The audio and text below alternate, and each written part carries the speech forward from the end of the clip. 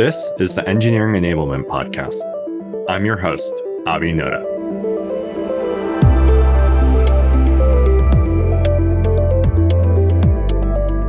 This week's guest is Sean Mcllroy, who works on the release engineering team at Slack. Our focus today is on how Sean and his team fully automated the deployment process. We start off by covering Slack's original release process, which involved a rotation of deploy commanders to manually oversee. We then talk about how Sean's team built tools to help deploy commanders do their jobs more easily. We wrap up with how these tools eventually allowed for deploys to be fully automated, and the latest challenges that Sean's team is focused on. I love Sean's story as an example of the impact that can be achieved through automating and improving developer experience. One last note before we dive into the episode. I just published a free guide on how to measure adoption and impact of AI tools like GitHub Copilot, including a deep look at the technique of experience sampling. You can get a copy of the guide at getdx.com/AI. Again, that's getdx.com/AI. I hope you check it out. Now let's jump into the episode. Sean, thanks so much for your time today. Excited to dive in. Yeah, for sure. This conversation today is based around this really interesting article you published on the Slack engineering blog about how you all automate deploys. But before diving into that topic, just share with listeners a little bit about your team within Slack and what you focus on. Sure. So we're known as the release engineering team. We're a team of about 5, and we own various pieces of the infrastructure around building and deploying Slack's web app code base. And most of Slack runs on this monolith we just call the web app. It's gigabytes large mono repo with hundreds of developers working on it every day. So getting this thing built and continually deployed just has its own unique set of challenges. So we have a team dedicated mostly to focusing on just it. I'm curious about the monolith journey. A lot of organizations of Slack scale have hit a point where they're kind of moving away from the monolith or decomposing or instituted kind of hard boundaries within the monolith. And just high level, have there been conversations around that or has the monolith been serving you guys well? And what do you think's worked well for you all to succeed with the monolith, aside from the things we're going to talk about today? Yeah, I mean, I can't fully speak to, how those conversations have happened at higher points in the organization or whatever, but it's one of those things you'll hear mentioned every now and then, but never sort of taken that seriously because I think just our developers are productive within the monolith and it serves us well. And I mean, in some ways, operating it is a little bit more difficult because of the scale of the single application, but I think in some ways it allows us to just focus on product more, right? Instead of having a bunch of engineering teams supporting a bunch of different applications and sort of like replicating that work and stuff, we can have just like a fewer, smaller, dedicated teams focus on its infrastructure side. So at least from my perspective in the organization, that's how it looks. Back when I worked at GitHub, we had a monolith as well for most of like github.com. And one of our big challenges with the monolith was the release process because of how many engineers are working in this one code base and the code base needs to get deployed all at once. That's really what we're here to talk about today is how your team at Slack has been able to automate and innovate on that process. But I want to start sort of pre all the amazing work you've recently done. Tell me a little bit about how deploying worked before the recent tooling that you've built. Sure. So we had this deploy commander schedule. So of the hundreds of developers that worked on the system, they would receive this DC training, deploy commander training, and would get these 2-hour shifts that went mostly around the clock. We'd, hand over to APAC in the evening and stuff. And you would come on, take a handoff from the previous DC, and your job would be to manually walk the web app through its deployment, watching this dashboard with hundreds of graphs on it, and doing some manual testing and things along the way. So like, when you reach dog food, make sure you can still send messages, stuff like that, right? Yeah, it was just all very manual, but our team managed that schedule. So that was fun. And what were some of the pros and cons of this approach? Was this was it like being on call or was it fairly calm? What worked well? What didn't? I mean, it worked, I guess, technically, right? The web app got released, would be a pro, but it was definitely stressful. Of course, we're Slack, everything happens in Slack channels and stuff. We have UIs for our deployment stuff, but we would hang out in the deploys channel a lot. And you could just see these developers it's maybe their first time doing it, or they only do it every few months. And of those hundreds of graphs, like one line goes up and to the right, and they don't know how serious it is or if that's normal. And it would just, freak them out a little bit. You could tell they would sort of like not know what to do with that graph, ask a lot of questions. It would take longer for incidents to get started and stuff like that. And that wasn't always the case. We had some real veteran engineers that would do great and stuff, but you could really tell it was a mix of experiences there. And it was completely reasonable that if you hadn't done it before, deploying something this large that affects this much of the company and this many of your, teammates and stuff, it was an uncomfortable process, I think.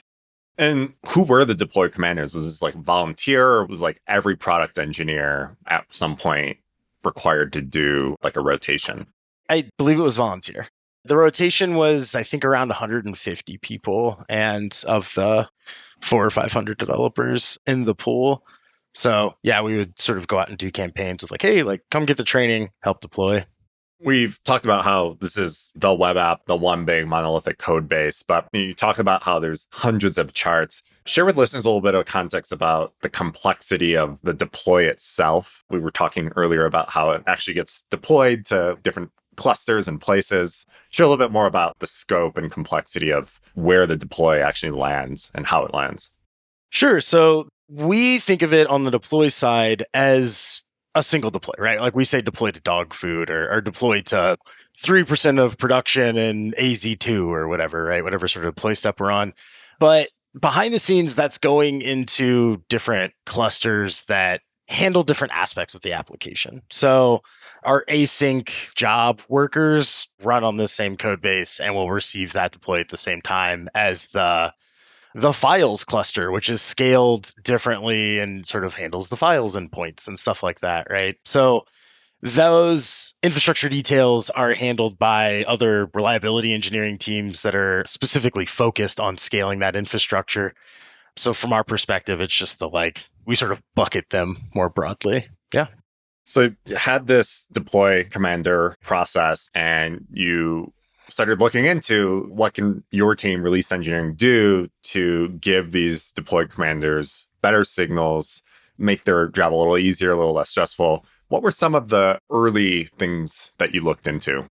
Yeah, so the joke was just we were going to have just like a single UI with like a red or a green button for go, no go. And that's all deploy commanders would watch, right? So that was a joke, but sort of still an abstract goal, right? To have something that could say, like, hey, things are bad or things aren't bad. And they don't have to be expert on a million different things. So at that point, the team went out and started looking into how do we even decide that, right? These humans are having a hard time telling things are bad or things aren't bad. And so how have people solved this problem at other companies, or asking internal data science teams, or asking just our SRE teams that are internal? Has anybody seen anybody solve these kinds of problems, and how did they solve them? And I think it was my teammate Harrison actually came in with z-scores, and it ended up being a very simple way to implement this. Well, functionally simple way to implement this.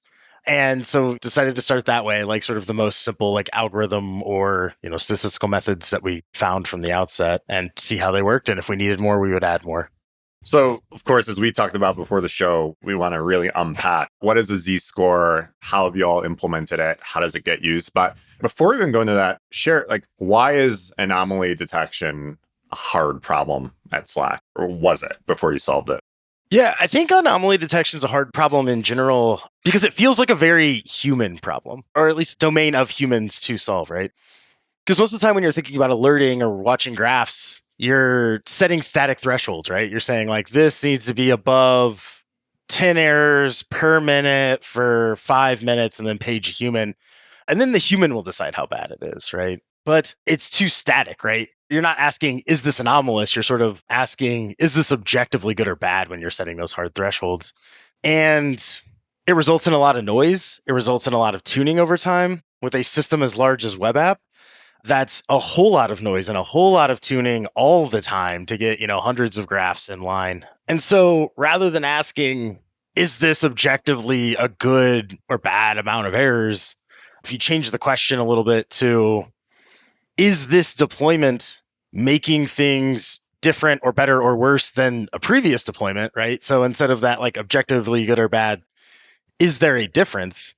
Then you can use statistical methods to figure out if some behavior is anomalous without worrying about those objective lines that you're drawing in the sand. It does. And I think you've given a great layman's description of like what a z-score is. So now let's move into more of like the technical side. So explain to listeners, what is a z-score for folks who don't have a stats background, and how exactly did you implement it within your systems?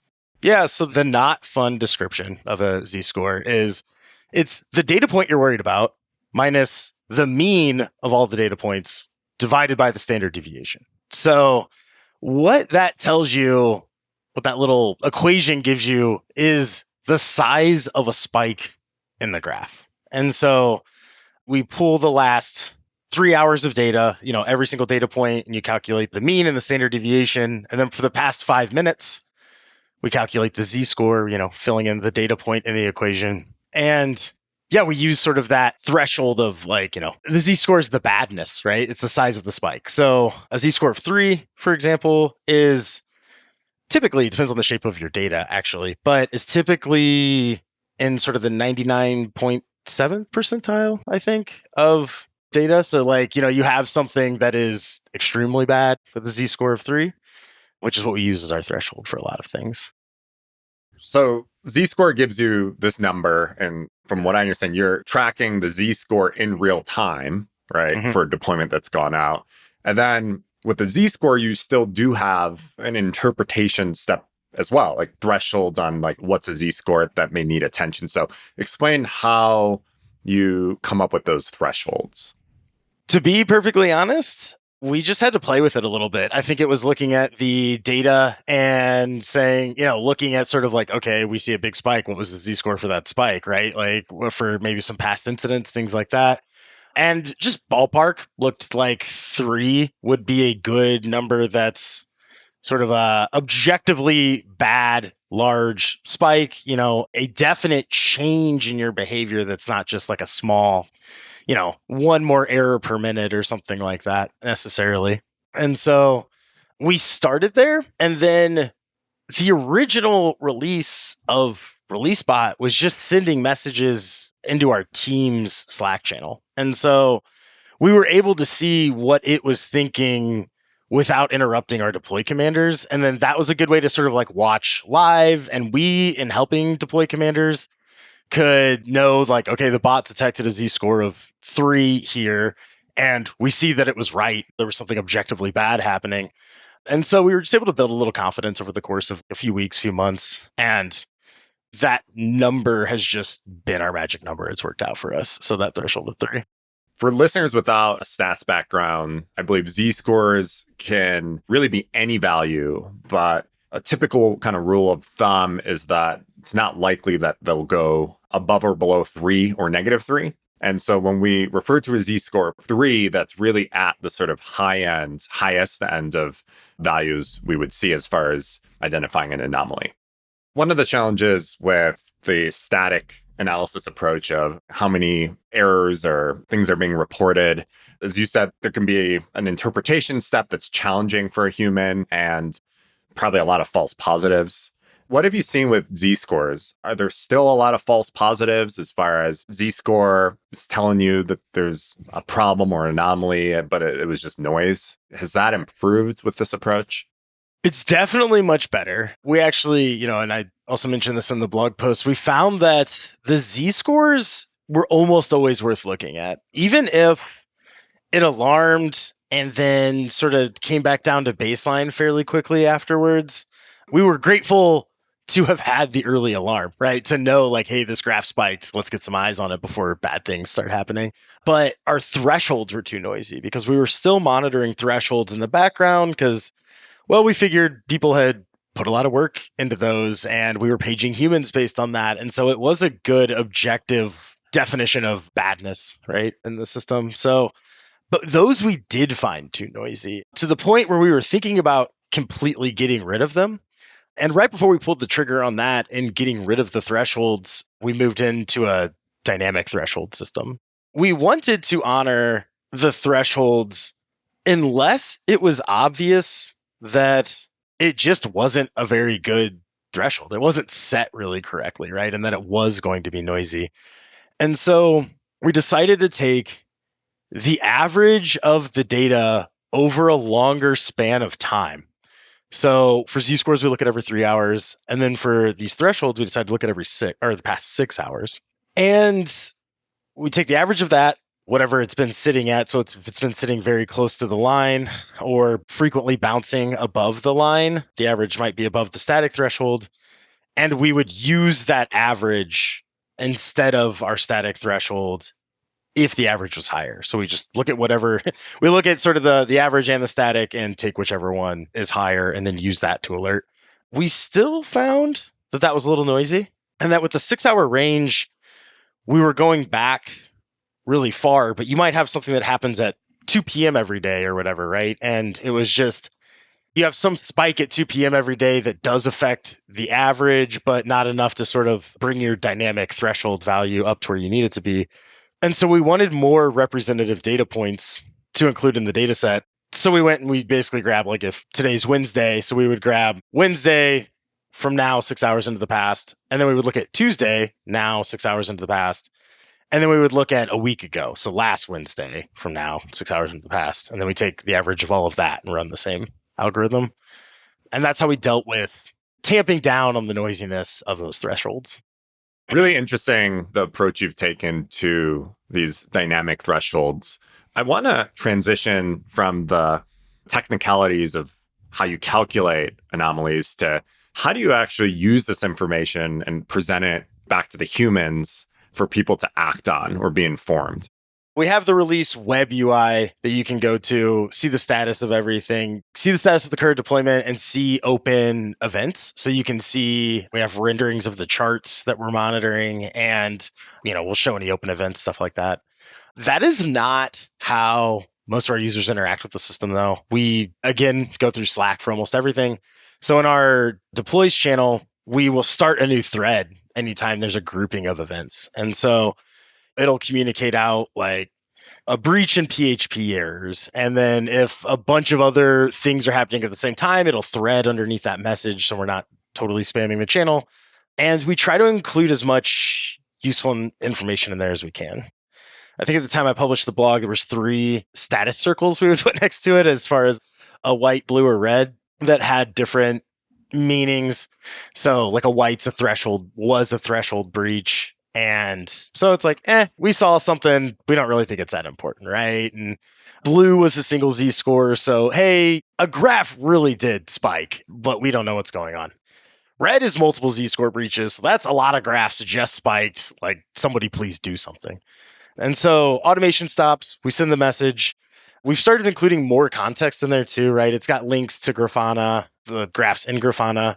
If it's certain categories of errors, it will come with links to our like log indexing, right? To our search, broken down by the kinds of errors we're seeing in the deploy steps we're seeing and stuff. So it'll take you like directly to hopefully the error messages that can get things going.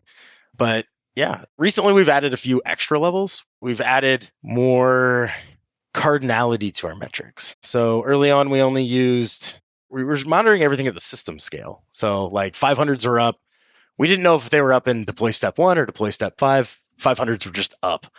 And so since then, we've added both deploy tier. So that's like staging, dog food, production, canary, and AZ, because we're in AWS. And so that's how we bracket our stuff. And that allows us to see very specifically, like, things are alerting, and are they alerting within the bounds of the deployment, right? Is it the things that we just deployed that are actually alerting? So we've introduced some additional levels of, there's siren, and then there's a flaming Elmo emoji that are like, are sort of severe and very severe tiers based on sort of not only like, it's a combination of the severity of the alert and how confident we are that the alert was caused by the deployment or is within the scope of the deployment. So you've built these fairly sophisticated UIs and Slack integrations to get the data to humans, implemented fairly sophisticated Z-scores and anomaly detection. From what I understand, at some point you sort of A/B tested the release bot against the humans to see if the humans could be taken out of the process. So share with listeners a little bit about how you tested that and what the outcome was.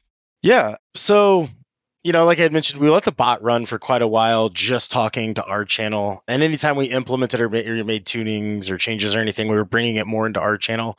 And we fairly quickly started piping those into the main deploys channel because it was doing so well versus humans, right? This thing will alert as soon as it sees an issue. And just, we have fantastic engineers, but you're just not going to compete with a computer, right? As far as, vigilance and timing goes. And so the bot would always be sending messages before the human came in and said, like, hey, this graph's weird. What do I do? Or, hey, I'm going to call an incident because of this, right? We would always get those bot signals first. And so we just kept things going directly to the deploys channel, or we started sending things directly to the deploys channel. And that way, the person responsible for the deploys was also getting the signal earlier. Like, it just sort of felt irresponsible to be hiding it in the background in our team channel. I think at that point, it was just a matter of the humans hanging out with the bot. The humans also, our DCs also started relying on the bot more and more, right? Like, it would be sort of like, let the deploy run and sort of just step back, go get some coffee and stuff. And it's like, why are we scheduling people for this anymore instead of just letting the bot push the button, right? The humans aren't adding much at this point when they're just fully trusting it to do the monitoring for them. So let's use it. So you started letting the bot press the button and took humans out of the process. I mean, it must have felt great for your team, right? Mission accomplished and more. Yeah, I mean, that was a big step. Our team ended up sort of taking on a little bit more of those deploy commander responsibilities if the bot was acting up or if, an incident did need to be called and stuff. But because we didn't need somebody sitting there watching it 24/7 anymore, we didn't need to sit there. The bot at this point will stop deployments and then just page our team if it thinks it needs help. And then from here, it's allowed us to focus on more deploy safety work. Because we've automated it, because we have more control of the process in our code, we've started doing things like automatically rolling back if we detect there's an issue, or, well, that's the big one. It's mostly rollback work. And so we've been working for a while trying to encourage people to hotfix less and roll back more. And so we started doing things around that where the bot, when it detected an issue, will send in Slack like, hey, I stopped deploys. And if you want me to roll back, there's a rollback now button actually in Slack that you can just push. And so then, I went to an engineering all hands and showed it to everybody, and safe to push. We encourage you to push it. Please push it. So that was fun. I think I sounded like a crazy person in front of everybody asking them to push the big red button or whatever. And share with listeners, why are you encouraging developers to roll back? It's generally the safer, faster path. When things are going wrong, I think we as humans want to fix our mistake and we just want it to be better. And like, you want to show people that you can fix the problem that you just caused or whatever, right? And so we have a blameless culture, but you still feel that, right? And I think people just want to like get their fix in and get it out, and it's done and it's over, and they took responsibility for it and got it out. But the problem with that is that you have to identify the issue, you need to make the code change, you need to wait for a build to happen, and then we need to deploy forward, which is, we can emergency deploy, but we don't necessarily like doing that. So then you have to deploy forward and go through all the deploy steps. Our rollback, on the other hand, is instantaneous. It's our fastest deploy. It takes just a minute or two to roll prod back. And so rather than making a change under duress that's going to take longer, that might not even work, right? I think I've definitely been in that situation before where you hotfix something and it's still broken because you didn't do it right. And so it's like, let's just clear the table, get it fixed. We can revert your PR, work on it when you're not stressed out. I understand the impulse to sort of hotfix, but it's just not the right call the majority of the time. And so we want to give our developers as much flexibility as they need. And we want to not put up too many barriers between them and the tools or require a bunch of sign-offs. If something needs to be hotfixed, they need to be able to do it. We've been really working on ways to kind of nudge people towards rollbacks without being, throw up a big button in Slack that says like rollback now, like make it easy and obvious, right? And then also at this point, if the bot is sure or, as sure as it can be that it wants to roll back, it'll just do it automatically at this point. But yeah, and then if it's a little less sure, it'll just send the button. So rollbacks is one example of a post-deploy commander world problem that you guys are focused on solving. Just a couple other examples you shared with me earlier that I'd love to talk about. One of the problems or challenges you mentioned was trying to find the right balance between giving developers good information and context, but not interrupting them and bombarding them too much. So share a little bit about that challenge right now. Yeah, sure. I think most developers would rather not think about deployments as much as possible, which is reasonable, right?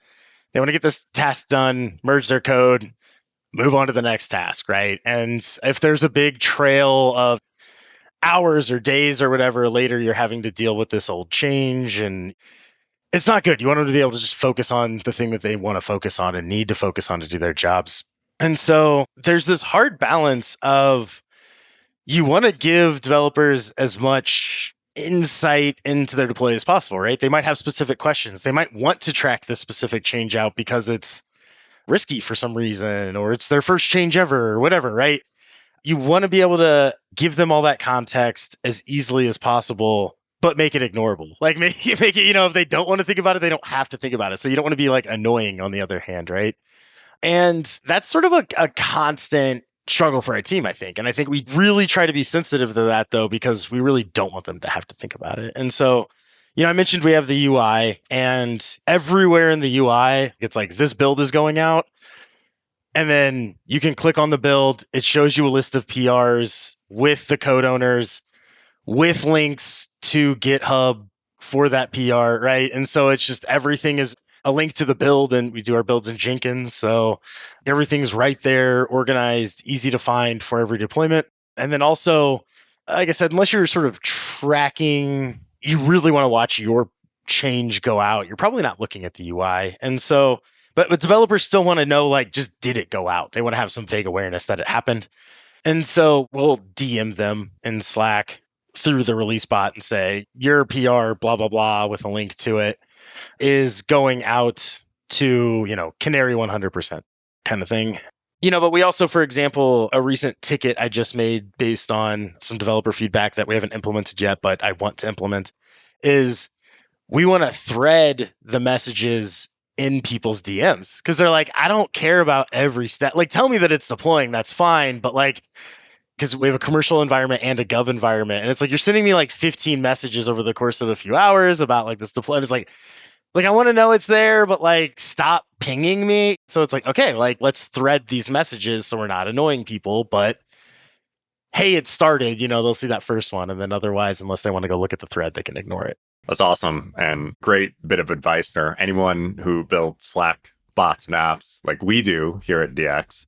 Another really interesting challenge you brought up was that with automated deploys, there's a lot more deploys going out, but these sequential releases or sequential set of builds that are released leads to a little bit of a traffic jam sometimes, and you're working on addressing that. So share with listeners a better description of the problem than what I just stated and how you guys are thinking about solving that.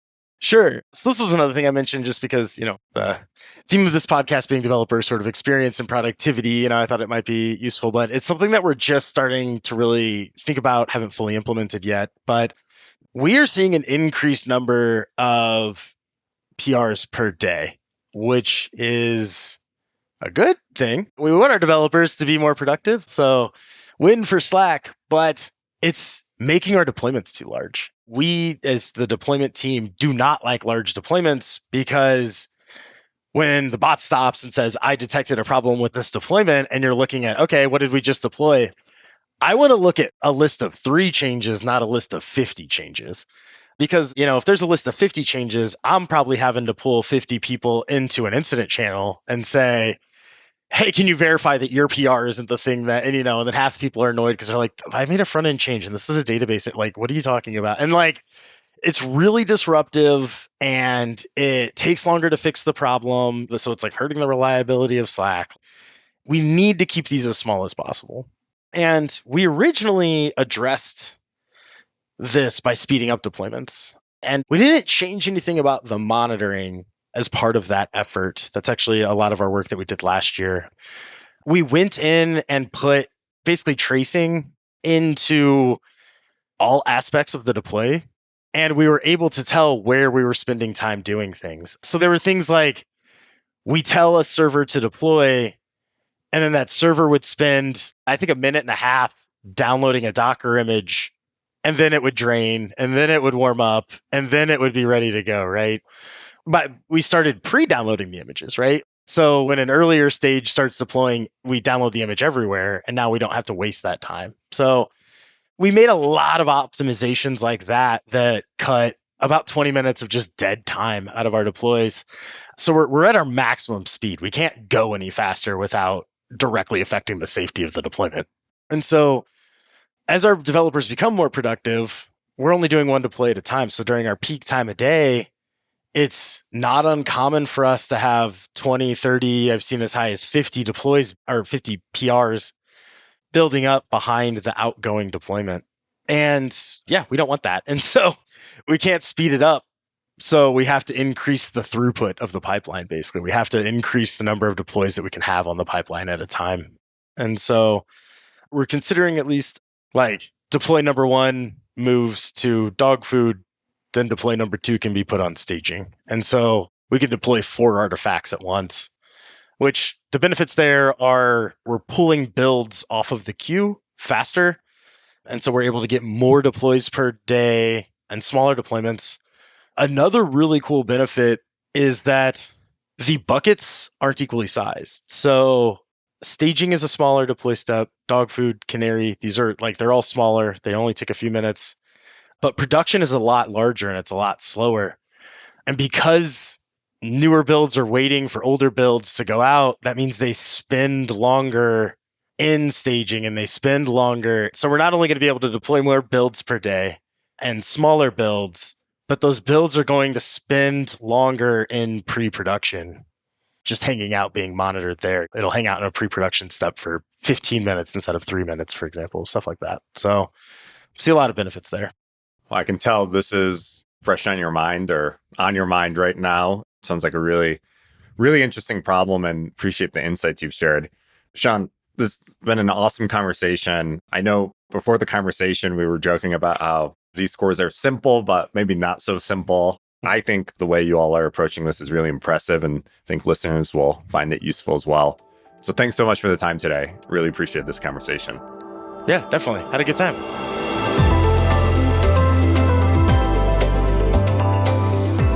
Thank you so much for listening to this week's episode. As always, you can find detailed show notes and other content at our website, getdx.com. If you enjoyed this episode, please subscribe to the show on Apple Podcasts, Spotify, or your favorite podcast app. Please also consider rating our show, since this helps more listeners discover our podcast. Thanks again, and I'll see you in the next episode.